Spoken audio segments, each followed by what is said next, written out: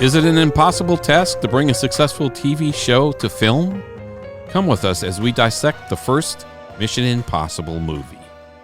This is Dan Silvestri and Tom Pizzato with SpyMovieNavigator.com, the worldwide community of spy movie fans, spy movie podcasts, videos, discussions, and more.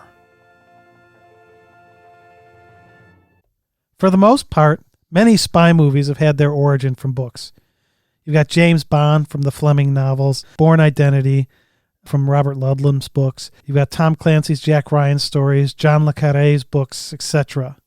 However, in 1996, Paramount Pictures and Cruise Wagner Productions released the first film of Mission Impossible series based on the TV show. Other spy-based TV shows wouldn't get their U.S. big screen debuts until years later, namely I Spy in 2002, Get Smart in 2008. Yeah, even The Man from U.N.C.L.E. in 2013. Yeah, wait a long time. Man from U.N.C.L.E. in 2013. Yeah, it was a pretty bold move by Cruise and Wagner and Paramount. Now, the TV show of Mission Impossible ran for 7 seasons, from 1966 to 1973, at least in the U.S. This was back when they had 27 episodes in a season, not counting the pilot in Season 1. The show ended up winning 19 awards and was nominated for 39. There was also a 2-season reboot of the show in 1998 to 1999. All totaled, there were over 200 episodes of the show. So the question again is, how do you bring a successful TV show to the big screen? Well, one answer to that question would be to bring in one of the biggest box office names in Hollywood right now, Tom Cruise, to play the lead character. Add a lot of very cool stunt work, bring Brian De Palma in to direct it, and keep Lalo Schifrin's awesome theme song. The theme song is terrific. I mean, when you hear that playing, you just smile. I mean, it's just like, yeah, that's cool. And they weave it throughout the film at key points just to kind of add to that punch and excitement. If you're on our website, for every section we're going to be talking about here, like pre-titled sequence and so on, there's going to be a link to a movie clip that's pertinent to the stuff we're talking about in that section. As well as then we also have description of what that clip's about. Exactly. Let's start with Mission Impossible's pre-title sequence. Now, for the purposes of this podcast, we're going to use the terms Mission Impossible 1 or maybe even MI1 to refer to this movie, even though it technically doesn't have that name. It's technically just Mission Impossible. But to help delineate between the other Mission Impossible movies, 2 and 3 actually have the number attached to them, or the TV show, we'll probably just call it MI1. So if we look at MI1's pre-title sequence, the first thing to note is there is a pre-title sequence. Now, the James Bond series of films made the pre-title sequence a mainstay of spy films. Most spy and action movies today include pre-title sequences.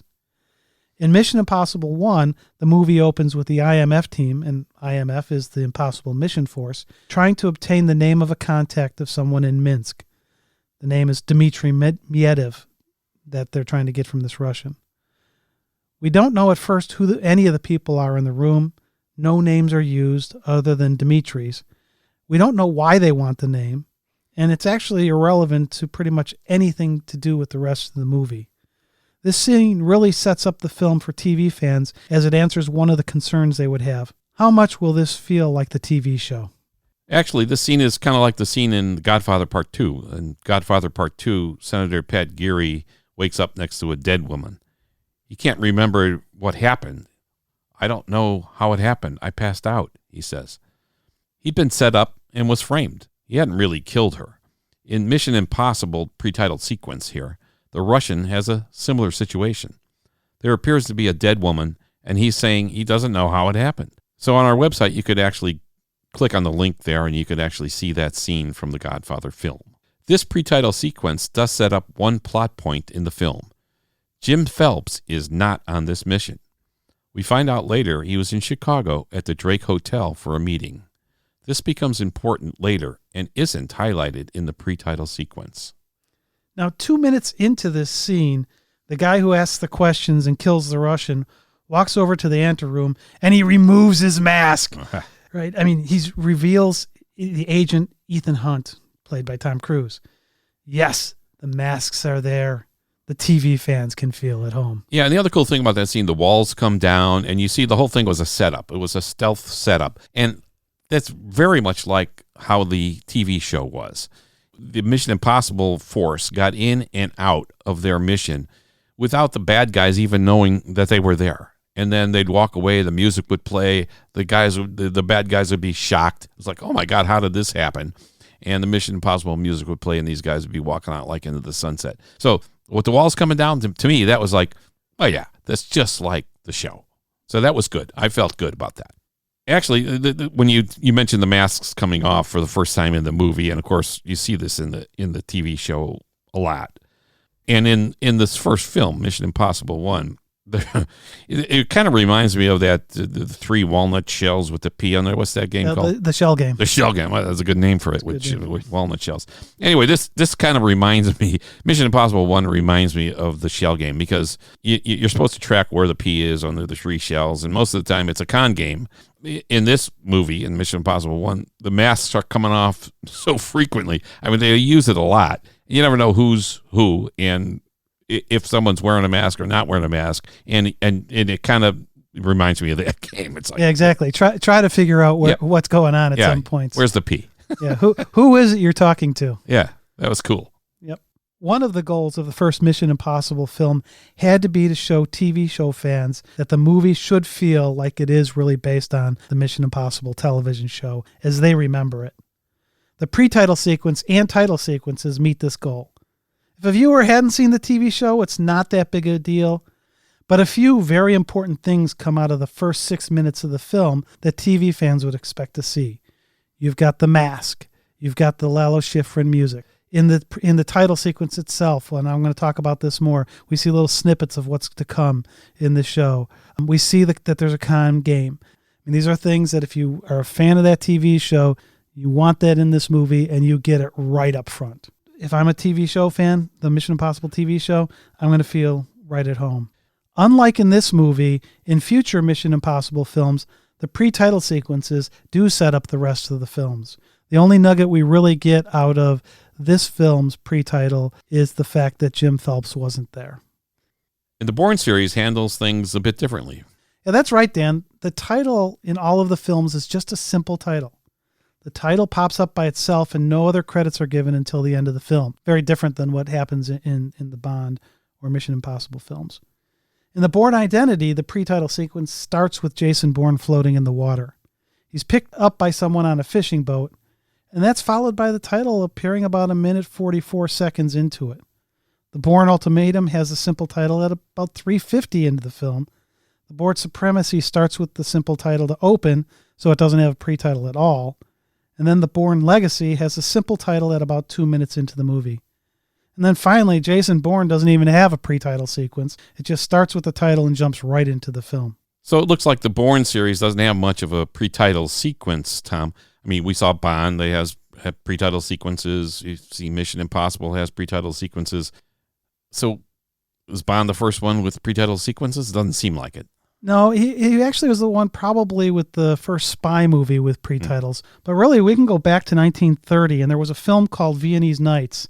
And there's a very short sequence of a beer garden, and a song is being sung before the title sequence comes in, and then the movie starts. That's the earliest one that I found. But if you actually go online and start to look this up, there's some people who say, well, maybe the beer garden scene isn't really a pre-title sequence because it's too short. The Guinness Book of Facts and Feats, the second edition, says it's the 1939 film Destiny Rides Again. Other places have answered the 1930 film Viennese Nights that we just talked about, the 1934 film The Crime of Passion, or the 1941 film The Wolfman.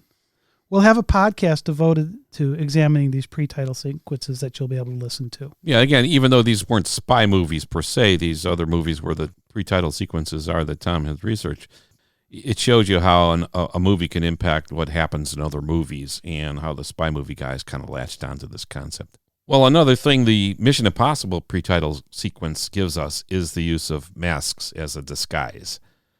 Growing up the television show Mission Impossible, that was our first exposure to the use of masks as a disguise. You're watching the show, you see it used all the time. However, the concept is not new to the TV show. In our research, there are a number of films and shows that predated Mission Impossible that use masks. They mainly are used for two purposes. One is to cover up some kind of disfigurement or distortion, like the Phantom of the Opera or Mystery of the Wax Museum. And the second is to deceive someone into believing a person is someone else. Like in Star of Midnight, Peter Gunn, From Russia with Love, and The List of Adrian Messenger. Obviously, Mission Impossible uses the second approach. We'll provide a more thorough examination of the use of masks in films and television in a future podcast on that very topic. The mask scene spills into the title sequence. It moves right into the fuse being lit. The title appears to be designed to further hook those TV show fans. First, there's Lalo Schifrin's wonderful Mission Impossible theme song, and that lit fuse which instantly brings the viewer back to the TV series. Lalo's awesome theme. It's back. It's back. The next part of the title sequence keeps the nostalgia going. As the music plays and the opening title credits are shown, snippets from the rest of the movie are shown. This lets us in on who some of the characters we will see are, as well as gives us a glimpse of some of the upcoming action. Not too much, just a tease. The TV series did this as well in its opening titles. It's a nice touch that they carried over for this film, but unfortunately they didn't carry it over to Mission Impossible 2 and Mission Impossible 3. Yeah, I like consistency, but who knows? Maybe they were experimenting a little bit here. Yeah, but they at least brought it back, starting with Mission Impossible Ghost Protocol. Yeah, I do like it. Now, one thing about the snippets that hits home for me is how much it feels like an overture to the movie. Much like in a Broadway musical, there's usually an overture to get you familiar with the music and makes you want to hear more. This title sequence gives the audience a taste and makes us want more. Yeah, I mean, it's a clever technique, and it works well. What will happen next? I want more. That's what you're thinking when you see it. So I think it's great. So how do we find out what the mission is here? We get that in the mission briefing scene. First, we get a recording that explains the mission. So the mission that Jim Phelps gets is that his team has to go and stop somebody from delivering a non-official cover list or a knock list. This is a list that has the names and aliases of the agents who the government disavows knowledge of, but the government sponsors. And that's really what Ethan Hunt is, as we'll learn later in the film here. So that's the first part of what we get out of the mission briefing, is we get the understanding their goal is to stop this theft from happening.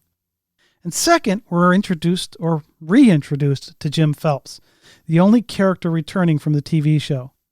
Peter Graves played him in the TV series. In the movie, he's played by Jon Voight. He is the character who quarterbacks the mission. Well, Peter Graves was asked to do a cameo in the film, but he declined after finding out what they do to his character in this movie. Yeah, we'll talk about that more with the clip of Jim Phelps and Ethan at the restaurant. Yeah, he was genuinely upset. As was I. Phelps is riding in the plane. He gets asked if he wants to see a movie. They give him a movie to see, and it's actually his mission briefing. He gets the tape running, and it says who the team is, and it adds, "Your mission, Jim, should you choose to accept it." There's as always, should you or any member of your IM force be caught or killed, the secretary will disavow all knowledge of your actions. This tape will self-destruct in 5 seconds. These are all brought forward for the Mission Impossible TV fan. Yes, yes, yes. They hit all those check boxes. They have the tape mission that self-destructs. They have the your mission should you choose to accept it, and the disavowed message. This film feels like it's on the right track. In the television show, there was the tape scene, your mission should you choose to accept it, followed by the dossier sequence, which is putting the team together in the first 2 seasons. These are combined in the movie with the assignment and team designation all in one tape. The good part about the pre-title sequence, the titles, and mission briefings are that if you're familiar and you remember the TV show, you're feeling nostalgic. However, if you don't know the TV show, you're still getting what you need to know, as these sequences set the movie plot very well. So they did a fine balancing act here, tipping their hats to the people who are familiar with the TV show. Yet, if you don't have familiarity with the TV show, you're still getting everything you need to know from the movie. Perfect. 2 little fun facts regarding the heritage of parts of this revolve around the "this tape will self-destruct" and "the secretary will disavow" phrases. In the Mission Impossible television series and in the film, the phrase "this tape will self-destruct" is used after the mission is described. The television show debuted in 1966. However, in the 1962 film Dr. No, M tells James Bond, "I'll have a set of background papers to date delivered to you at the airport in a self-destructor bag." This is the first discussion we found in a spy film about a self-destructing background material.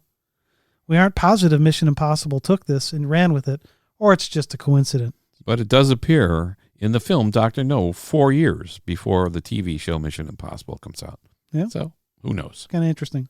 There's also the phrase, "Should you or any member of your IM force be caught or killed, the secretary will disavow any knowledge of your action."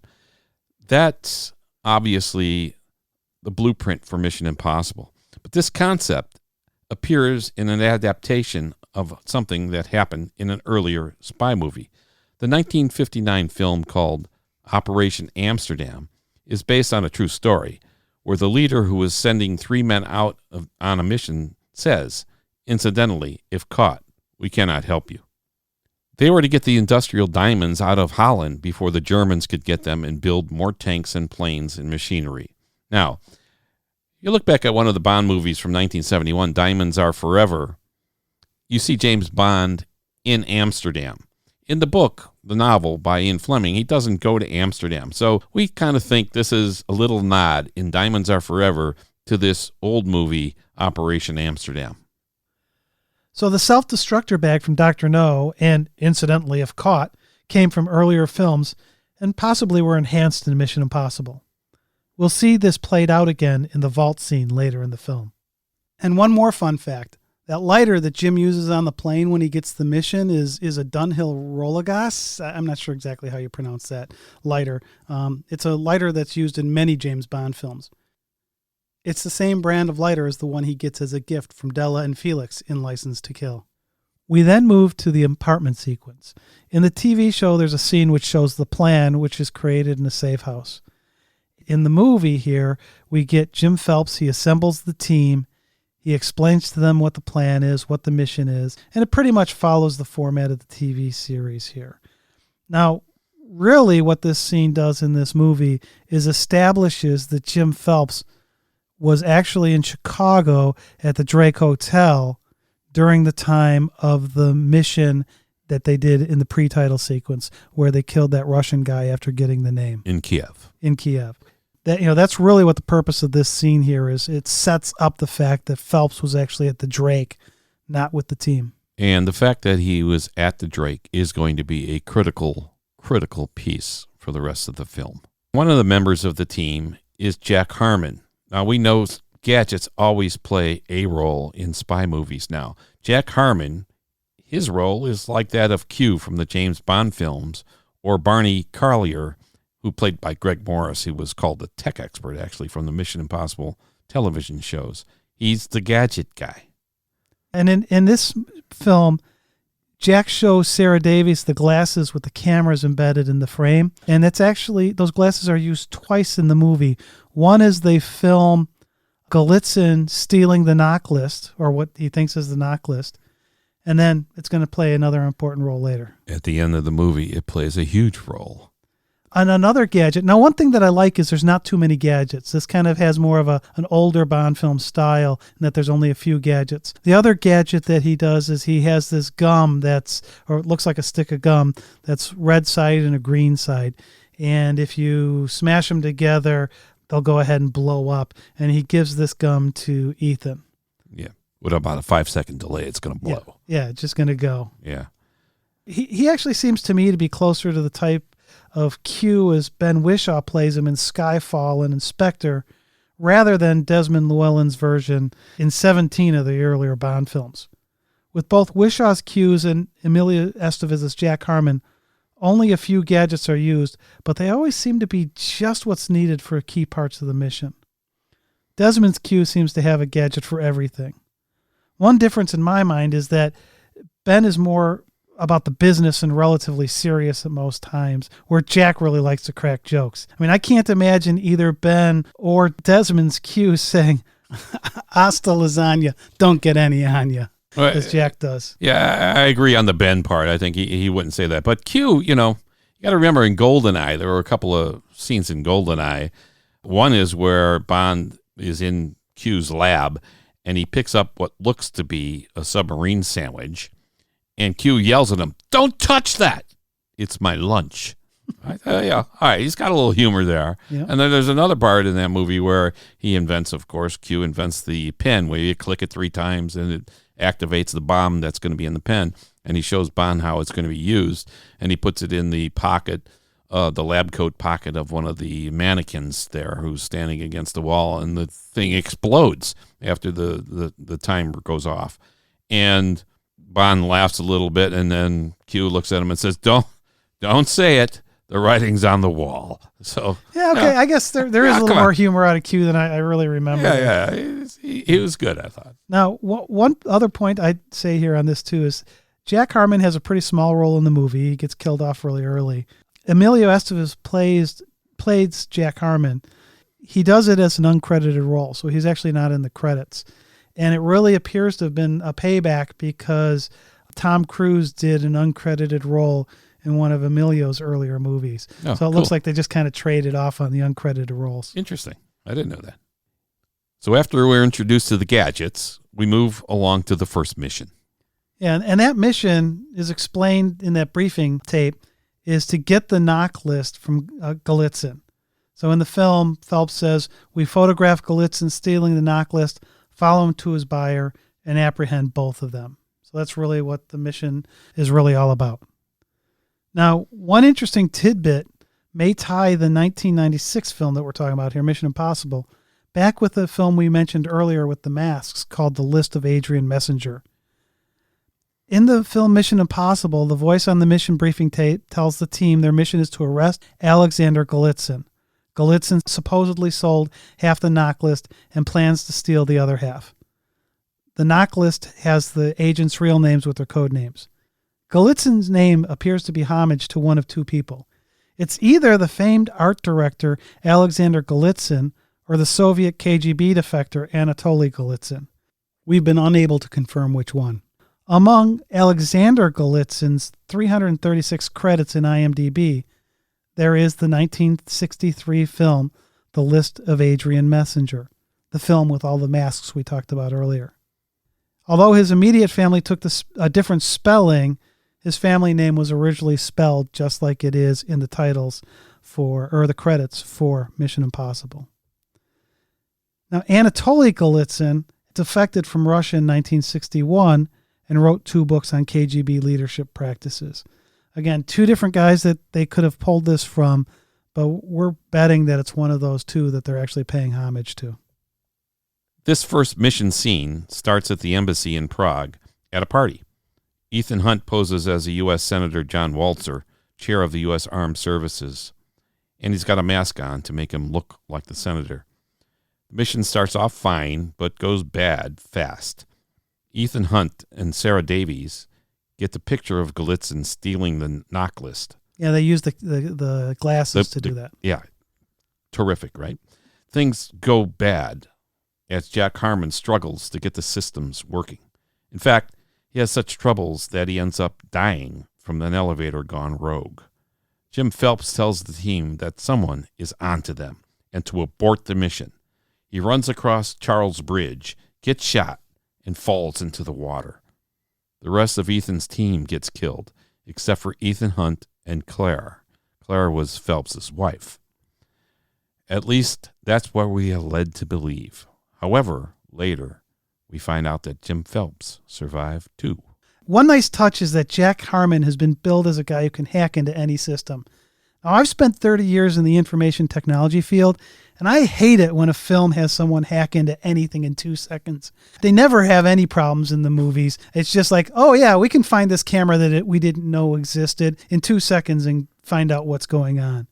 Jack struggles in part due to the fact that he's sabotaged by Jim, but those struggles really probably are closer to reality than what we normally see in films. This scene shows us the mission as it goes awry.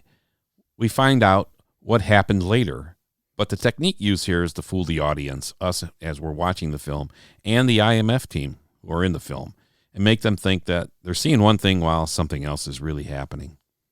This is the classic shell game that we talked about before, Tom. Yeah, exactly. The Mission Impossible television show relied on confidence games. Yeah, the original production team for the TV show, they were really big fans of the book The Big Con and the movie The Sting. And the characters in the show and the person reading or watching would get fooled into believing that they were seeing one thing while really another thing was going on. And the show was terrific at that. This technique was used on the show all the time. The stealth idea that things were happening and the enemy didn't even know it was happening until the very end, and they were all shocked and the music plays. It was just terrific and absolutely ideal in the TV show. Yeah, that actually really, really helped with the TV show because it's like they just totally fooled those people. Yeah. I mean, that was the whole concept of the show. Stealth, secret, boom, behind the scenes. This mission is one of those scenarios, as we'll talk about in the upcoming restaurant scene discussion. In the television series, it was not uncommon for IMF agents to go to the other side and go bad. The main plot of those shows then was generally to catch those turncoats. And this gets carried over into this movie for sure. In what we're calling the restaurant scene, Ethan Hunt meets with Kittredge, his boss, or really, I guess, Jim Phelps' boss, at the aquarium restaurant after the failed mission. Kittredge lets Ethan Hunt know the mission was really a decoy. There was suspicion that one of his agents had turned to the other side. The mission really was a setup with another IMF team monitoring Jim Phelps' team. Ethan called it a mole hunt. Yeah, so here you got a mole, maybe deep inside the organization again, a lot like later film Tinker Tailor Soldier Spy. Yep, exactly. Now, the CIA had intercepted a message from someone named Max who wanted to buy the knock list from the turned agent. Max called it Job 314. Job 314 ended up being the attempted stealing of the knock lists in the first mission in the film, which is the whole thing with the Galitzin guy. Kittredge tells Ethan that he's the prime suspect with the words, "And like you said, you survived." Ethan freaks out and uses the only gadget he got from Jack Harmon to escape the restaurant. The gadget he uses is an explosive device which he throws onto a very large aquarium. This is a very well done scene with the aquarium exploding and the contents floods the area as Ethan escapes. There's a mix of reality and some CGI, but that's handled very well here. Now, the use of exploding or crashing aquariums is not new, and examples of this can be found in many films that predate Mission Impossible. In James Bond's Octopussy, Bond disposes of the chainsaw henchman by crashing his head into a fish tank. In License to Kill, a guard shoots the fish tank.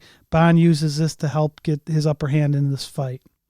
In the films Lethal Weapon 2, Deuce Bigalow, Male Gigolo, Total Recall, Push, Erasure, Jackie Chan's First Strike, and A Low Down Dirty Shame, all have scenes where aquariums are destroyed as part of the plot. One interesting curiosity is that Mission Impossible 1, Eraser, and Jackie Chan's First Strike were all released in 1996. Oh, that was not a very good year for aquariums. No, it was not. We're going to move on to the next section, Finding Max. Again, on the website, there's a link to this clip called Finding Max, and you'll see the entire clip there. So after meeting with Kittredge, Ethan decides that he really must steal the knock list in order to try to catch Max and hopefully figure out who this turned agent really is. Therefore, he's got to find Max. When he's trying to find Max online, Ethan comes to the realization that Job 314 is really Job 3:14 from the Bible. He sees the Bible in the safe house, and he reads the passage, Job 3:14, and he uses this to track Max online and sets up a meeting. Now, it's really funny to me watching this scene 20 years after the film's release. The searches that Ethan does are really quite comical by today's standard. In fact, he even uses an email address that's technically impossible to use. So I mean, it's kind of funny how that is. Only a techie would notice that. Yeah, a techie would notice it, right? But most of this film holds up over time, but this scene, I think, really does show its age. So now Ethan's going to meet with Max for the first time. Again, there's another link to the clip on our site for that meeting. Ethan tells Max that he's going to steal the knock list and he wants to be paid for it. Although he's really going to steal the knock list, this is only a setup so he can try to catch whoever the turncoat agent really is. He warns Max that the disc she got from the first mission was likely booby-trapped and will let the CIA know her location as soon as she tries to load the data file. Max doesn't believe him, of course, but she puts the data file in, and the CIA shows up, and Max and her team and Ethan barely get away. This sets up the trust now between Max and Ethan. Vanessa Redgrave is just awesome as Max. Oh, she's awesome, and I think there's actually really good interplay between her and Tom Cruise as Ethan. I love this scene. This is one of my favorite scenes in the movie. There's no acting with her. It's just you believe she's Max. I mean, she's Max. There's no actress there. Yeah, she's fabulous. It's just terrific in this scene. Well, she's actually terrific in most things she does. Yeah. Now the balcony that her guy looks out and says, "Oh shoot, the CIA is coming." That's in Uprasny Brani in Newtown in Prague. So you could actually see that building. I can't go in there, obviously. It's private residence, I think. But you could actually go see that balcony from the street level and see what he was looking. You've got to love filming locations. Yeah, once again. The next clip is the knock list heist. And although Mission Impossible is a spy movie, 11 and a half minutes of it are actually a heist. Now, Ethan has to go steal the knock list, so that's this heist piece here. The knock list is on a file at a computer in CIA headquarters in Langley, Virginia. And I've skipped a few things here. There's a scene where Luther and Krieger and Claire and Ethan are all talking about what they're going to need to do, and that the knock list resides on this computer in Langley, and they're going to have to break in to go get it. And Ethan tells them that the room or vault where the computer lives is very heavily protected. There's sound, touch, temperature sensors. It really is going to require a gutsy heist in order to get the file. They've decided the only way to get to the computer with the file is to enter the vault from above. Have Ethan be lowered into the vault without him touching anything except the keyboard. Now, this is actually a really cool scene, my favorite scene in the movie. Tom Cruise does, like he does in most of the stunts that happen in Mission Impossible, he does this scene himself. And like I said, it's my favorite scene in the movie. It even has the oops, I almost fell part where Krieger lets the rope slip. I mean, I don't know what it is, but in all of these type of movies, there's that high tension, and then there's the oops, and it almost goes bad on them, but then they catch it in the nick of time. Got to scare the audience. You've got to have that we almost blew it part added to these tension scenes. The clip we put on the website is only 2 minutes of the whole 11-minute scene. But it's really intriguing to watch the athleticism that Ethan Hunt, portrayed by Tom Cruise here, does and what he has to have in terms of the core strength to flip over and hold himself the way he's doing it when he goes to try to get the copy of that file off of the computer at Langley. It's a pretty intriguing scene. There's a few things that bother me a little bit about it. One is they talk about the noise, yet there's noise that all over the place in the thing where like he's listing out the knock list and there's a noise that plays in the background. You hear him put the disc in and there's a click that happens when he does that. So there are noises there that kind of make you think, well, maybe it's a little louder than it should be, but you've got to suspend disbelief or whatever that is. Yeah, willing suspension of disbelief. Even when the knife falls at the end, it falls all the way down, it thuds into the keyboard section there. Yeah, and that doesn't set off the alarm. Yeah. This scene, it's fabulous, but it's obviously modeled after the work of Jules Dawson. Dawson was the director of the 1964 heist film Topkapi. He received 2 Academy Award nominations for this film, and Peter Ustinov won a Best Supporting Actor Oscar. He also directed the 1955 heist film Rififi, and he won the Best Director at the Cannes Festival in 1955 for this. The heist scenes in these 2 films have key ideas which are used in the heist scene in Mission Impossible 1. First, all 3 films have a lengthy planning discussion about how to deal with the alarm and how sensitive the room is to sound, and the floor is, in the case of Topkapi, how the floor is sensitive to touch, as is in Mission Impossible. All 3 of the films also have the robbers coming into the area from the ceiling. One of the most noticeable ideas in all 3 films is the lack of score and almost silence during the 3 heists. In Rififi, the robber climbs down a rope into the area to be robbed. The heist takes up to almost 30 minutes of film time, and not a word is spoken, nor is a score played. In fact, there were actually some grief that Jules got from having that much silence. Everybody's like, how can you have 30 minutes of silence in your movie? mean, there are whatever natural noises appear in terms of footsteps and the like. However, this scene in Rififi is extremely quiet, and it really added to the tension of the scene. Topkapi's heist, on the other hand, is mostly silent, but there is some brief dialogue between the robbers. Again, there's no score. In the Mission Impossible 1 heist, there's more background noise in the scenes interspersed with William Dunlow's, what do we call them, stomach problems? Yeah. When, after she dropped that stuff in his coffee. However, in the vault itself, there's very little dialogue and noise. Yeah, actually, there's a couple other movies, like The Thief from the 1950s, where there's no dialogue. Westworld has, I think, 14 and a half minutes of silence, no dialogue. The movie, not the TV show. Yes. And Hell in the Pacific has 20 minutes, I think, of no dialogue. So there's lots of movies out there. Silence can really be used to build tension. Yeah. All right. Some other key elements from Topkapi heists have to do with how they entered the robbery area. In Topkapi, the robber, who's played by Gilles Segal, he's lowered headfirst from the ceiling using ropes. In Mission Impossible, Ethan is lowered headfirst via either a cable or a rope. It's kind of hard to tell which. In both Topkapi and Mission Impossible 1, the robber then spins and goes from headfirst into a horizontal suspension in the air. Both films also have that rope slip, and the robber just misses hitting the floor, which would sound the alarms.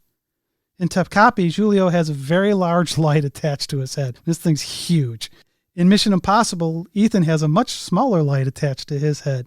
After seeing the light in Mission Impossible 1, it's almost comical to see this big light in Topkapi. It just goes to show how technology changes in a 25-year time span. All right, let's get back to Mission Impossible.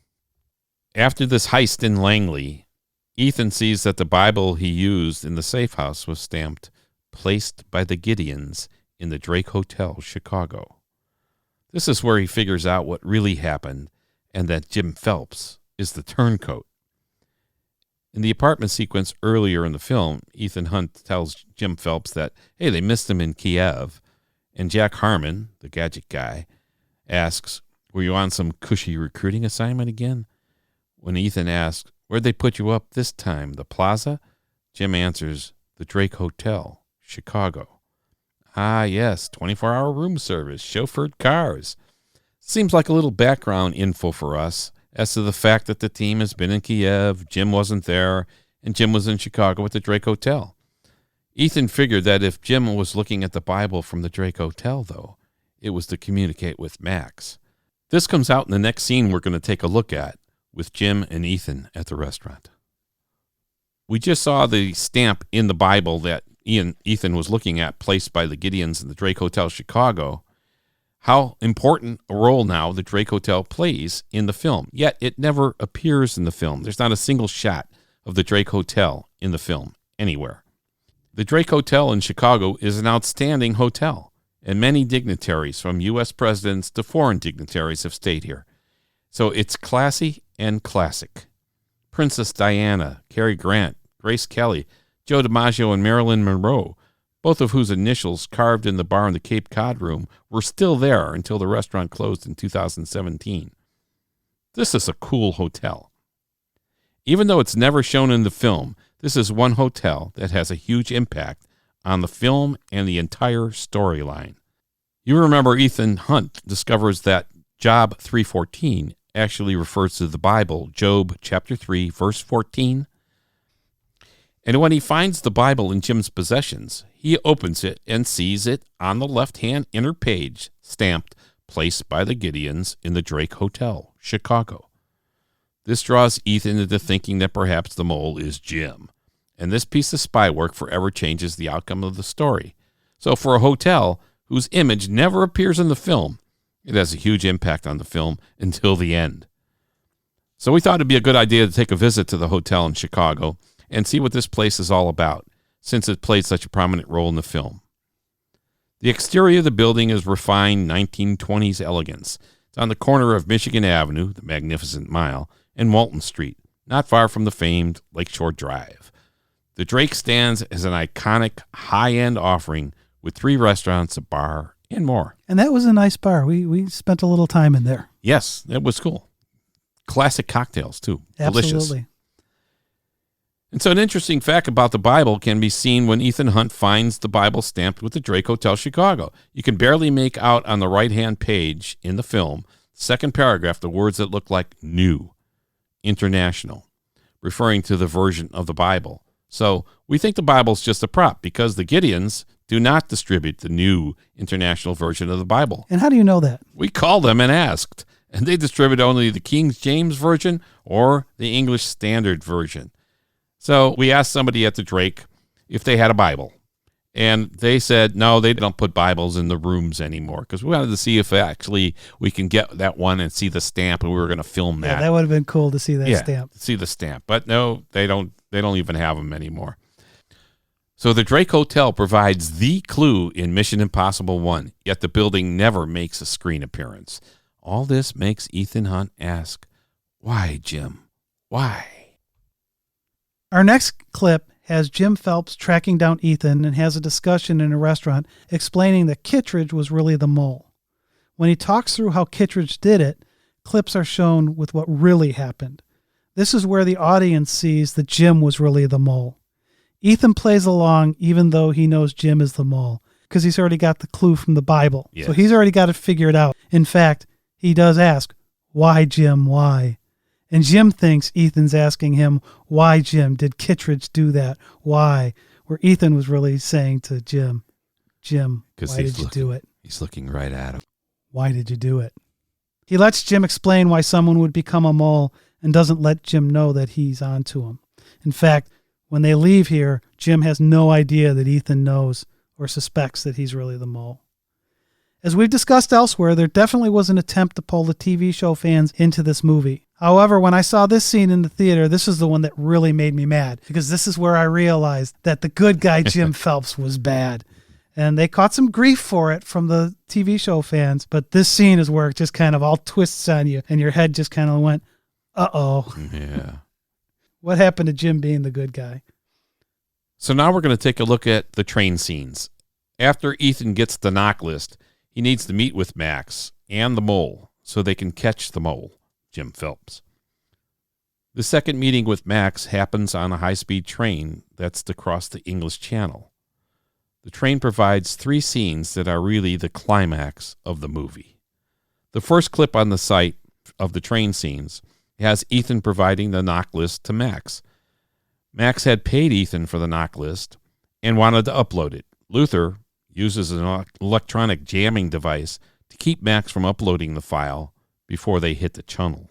Now, given that this was filmed in 1996 and that they were on a moving train, I can just imagine how slow that phone line was that Max was trying to use to be able to upload this file. Yeah, such an important file, and they were trying to beat the tunnel. Yeah, exactly. Good luck with that. Yep, exactly. Yeah. And the next scene, it gets really fun. Claire walks into the luggage room in the train and sees Jim. She talks with Jim about how he's the mole and how they will set up Ethan and take the money. Of course, at this point, Jim stands up and pulls off a mask. Another mask. Dun, dun, dun, the shell game. In reality, she's been talking with Ethan. Ethan had made Claire believe that he was Jim with the use of the mask, of course.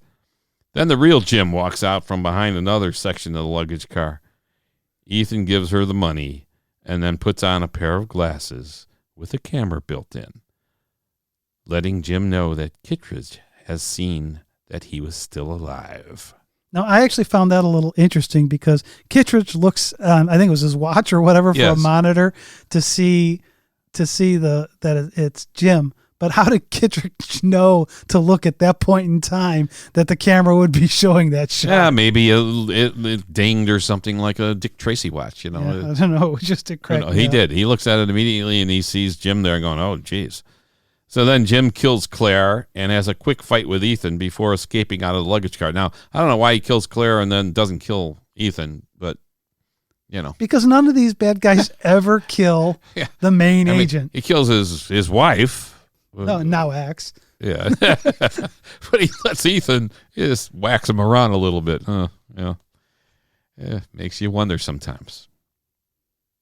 The climax of the movie occurs on the outside of the train. So in this next clip, you're going to see that. This is a fantastic use of CGI and real footage, because in this scene, Jim is trying to escape to a helicopter piloted by Krieger. It has some exciting footage of the helicopter attached to the train, and the action continues into the tunnel. It's hard to believe that in reality the helicopter would have been able to fly like that in a tunnel, but it makes for some great drama. But I thought somebody had done some tests on this, and they thought it actually could be done. Yeah, I'm not sure. I have a hard time believing it, especially as it's banging against the walls. Yeah, you kind of need air under the blades to keep it. Yeah, exactly. Yeah. The final shot of this scene is of the train conductor, brilliantly played by David Schneider. He looks up at the train as the train stops, and he faints. The look on his face pretty much says it all. I love that shot of that guy. A lot of people didn't like that scene. There was some grief I've read about that, but man, I just love the look on his face. I mean, that's a perfect rubber face to have up there. I mean, now it's a real face, but kind of rubber looking faces. He's just kind of like, oh my, boom, falls over. Down. I thought it was good too. Totally worked for me. Yeah, I thought it was good. So as we see, this is a great train scene. One of the best really in films. It's a great one. Trains are used a lot in movies as they're a confined space with no easy escape, except maybe if you've seen Silver Streak. You ever buzz some sheep, Steve? Right? I mean, there's a few films that keep the action inside the train. For instance, in James Bond From Russia with Love, there's a great fight scene between Bond and Red Grant. That scene happens inside of a train. Skyfall has a nice exterior fight scene. In the movie The Wolverine has something similar. Okay, there's no helicopter. I'm using a bullet train. Wolverine's on top of the train, and he's in a fight with Yakuza. From what we've been able to find, the 1926 Buster Keaton film The General and the 1929 movie The Flying Scotsman were the first movies to show action with a person on the outside of a moving train. And also you got other great train scenes, like Live and Let Die between Bond and Teehee, the big fight. The Spy Who Loved Me with Bond and Jaws, Spectre, Bond and Mr. Hinks. I mean, Octopussy's got one, and there's an old spy movie called Spy Train, 1943. Exactly. It's like, there you go. Well, one of the nice things with this confined space, it's, Agatha Christie, The Murder on the Orient Express. Yes. People can't get off. The murderer's got to be on that train. Yes. And she was actually a master of doing those type of books. Sure. Where it was a group of people in a place where it had to be one of the people in the room. The mousetrap. That did it. Yeah. Absolutely. The film wraps with Kittredge talking with Max and letting her know that she's not going to be arrested. They can probably work out some kind of a deal because they really wanted Jim, who was the mole. Luther and Ethan have a quick chat about moving forward, and then finally Ethan is on the plane. Now this part confuses me because the flight attendant asks him the same question that they asked Jim before he got the tape mission at the beginning of the movie. Excuse me, Mr. Hunt, would you like to watch a movie? He's going to get his next assignment. But he had just told Luther that he didn't want to come back. And then he gets but they wanted him back. Well, and if Jim was gone, Ethan would have been probably promoted into Jim's spot, become the next quarterback. Next man up. But he had just said, I'm not ready to come back. It's the assumptive close. Now, in the Bond series, Bond usually gets some time off after a mission. Here, Ethan's on the plane and boom, it's on to the next mission right away. So I found that was kind of an interesting way to end the film. Yeah, we really enjoyed Mission Impossible 1, and we're glad that Cruise and company are doing more and have done more. It's really a great series. Well, yeah, it's a great series. I love the fact that Cruise does his own stunts, or the majority of his own stunts. That's different than what we see in the other movies out there from the other series. Yeah, great stories, great action, great acting, terrific stuff. And I think that really just adds to the watchability and the reality of it. It's not somebody's face CGI'd on a guy on a motorcycle. Absolutely. Thanks for listening. We appreciate it very much. This is Dan Silvestri and Tom Pizzato from SpyMovieNavigator.com, the worldwide community of spy movie fans, spy movie podcasts, videos, discussions, and more. Please continue to come back, download our podcasts, watch the videos, read our genre content, and give us your feedback, your insights, and info that you can contribute to grow the knowledge base and fun for all of us spy movie fans. Thanks.